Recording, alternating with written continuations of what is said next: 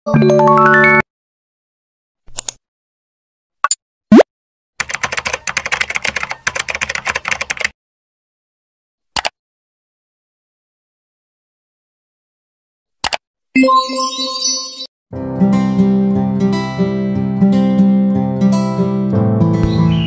minasang nakama tachi, berjumpa lagi bersama saya Sandi Sensei Desu Do. Hai, mari kita pada pertemuan kali ini kita akan membahas tentang Minano Nihongo Dainika atau bab 2. Di bab 2 ini tentunya saya harap teman-teman sudah menghafalkan pola partikel wa, partikel ka, partikel mo, dan partikel no yang dari bab 1. Hai, di bab 2 ini kita akan mengenal namanya kata tunjuk benda kore, sore, ari. Apa itu kore? Kore adalah kata tunjuk yang menunjukkan bahwa pembicara dengan bendanya itu dekat ya, atau bisa dijangkau dengan secara singkat, atau bisa jadi dengan lawan bicaranya itu menunjukkan ya kan kita. Sedangkan sore itu pembicara dengan bendanya itu jauh atau membutuhkan waktu yang relatif lumayan lama, atau dapat diartikan bahwa benda itu dekat dengan lawan bicara kita. Nah, are adalah benda yang jauh dari pembicara dan lawan bicara kita. Jadi bendanya itu membutuhkan waktu yang sangat lama untuk dijangkaunya. Nah, rumusnya kore, sore, are, setelahnya langsung diikuti dengan partikel wa, langsung dengan kata benda. Contohnya, 1 kore wa kabang des, ini adalah tas. Jadi itu menunjukkan bendanya secara langsung di dekat kita. 2 sore wa jisu des, itu adalah kamus, menandakan bahwa benda kamus itu agak jauh dengan kita.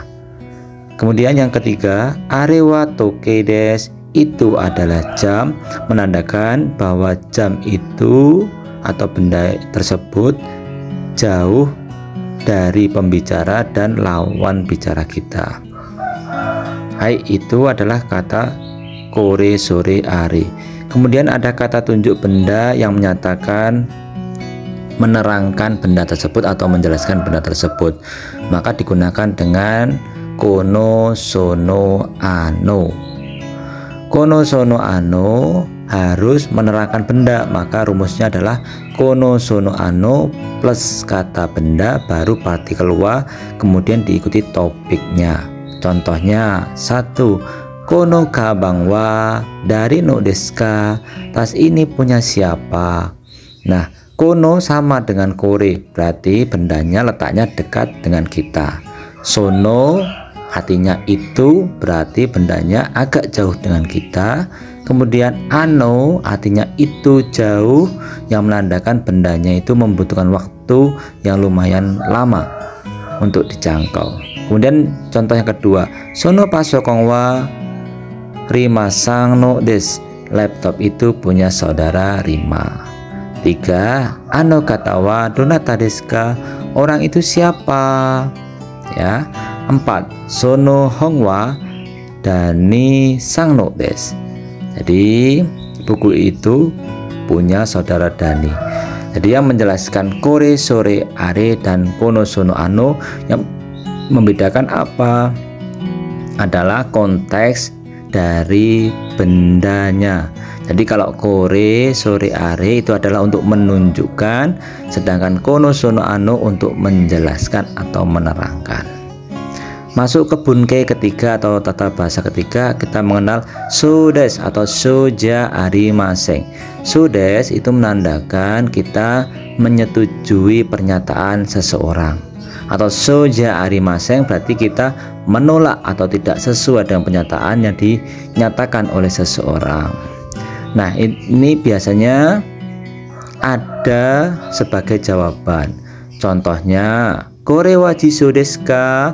Apakah ini kamus? Itu sebuah pertanyaan. Maka untuk menyatakan pendapat betul, maka kita menggunakan hai, so desu. Ya, betul. Hai, so desu. So itu adalah menyatakan betul, ya. Jadi kita sesuai dengan pernyataan lawan bicara kita. Kalau tidak sesuai, maka kita bilang iye so ja arimasen atau so dewa arimasen. Tidak, bukan. Tapi dalam perkembangannya nanti so ja arimasen bisa diganti dengan iye jika imas. Jika imas di sini diartikan bukan atau salah. Jadi ingat-ingat ya teman-teman, so desu, so ja arimasen. Hai, yang keempat bunke-nya kita mengenal kalimat ka atau rumusnya itu adalah deska. Ini menyatakan bahwa kita memiliki kesempatan untuk memilih antara dua pernyataan. Bisa diartikan atau. Contohnya, korewa enpitsu desu ka? Borupen desu ka? Apakah ini pensil? Baru K di sini artinya adalah atau. Kemudian K yang terakhir artinya dia tanda tanya. Apakah ini pensil atau pulpen? Maka karena dua pilihan kita pilih salah satu.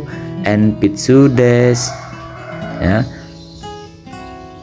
Jadi kita disuruh memilih antara dua. Deska atau. Kemudian nomor 2. Sore wa kyu desu ka? Roku desu ka? Apakah itu angka 9 atau angka 6?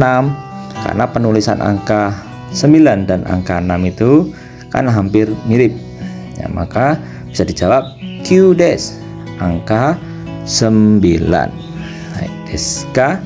Deska atau kalimat ka. Nah, untuk membedakan kalimat tanya dan kalimat pernyataan untuk memilih, maka kita bisa lihat kalau kalimat tanya partikel K-nya itu ada di ujung hanya satu, sedangkan untuk pernyataan untuk memilih salah satunya maka K-nya, partikel K-nya ada 2. Hai nakamatachi, harap berhati-hati ya dan diingat selalu. Kemudian kita masuk ke bunke kelima. Kita mengenal kata benda 1, no, kata benda 2. Jadi di sini partikel no ini adalah memiliki arti kepunyaan siapa. Jadi kata benda 1 itu menerangkan miliknya dari kata benda 2. Kemudian bisa juga diartikan no juga memiliki arti adalah dari mana asal benda tersebut. Nah, pada pelajaran kali ini ada yang agak berbeda. Partikel no di sini menerangkan kata bendanya secara satu kesatuan, ya. Jadi satu kesatuan kepemilikan. Contohnya korewa watashi no hong desu. Jadi itu menerangkan ini adalah buku punya saya. Jadi no di sini adalah menerangkan buku milik saya. 2. Sorewa ririsang no sabu pensilu desu. Itu adalah pensil mekanik milik punya saudara Riri. Hai 3. Arewa Riasang no techo desu. Itu adalah buku catatan milik saudara Ria.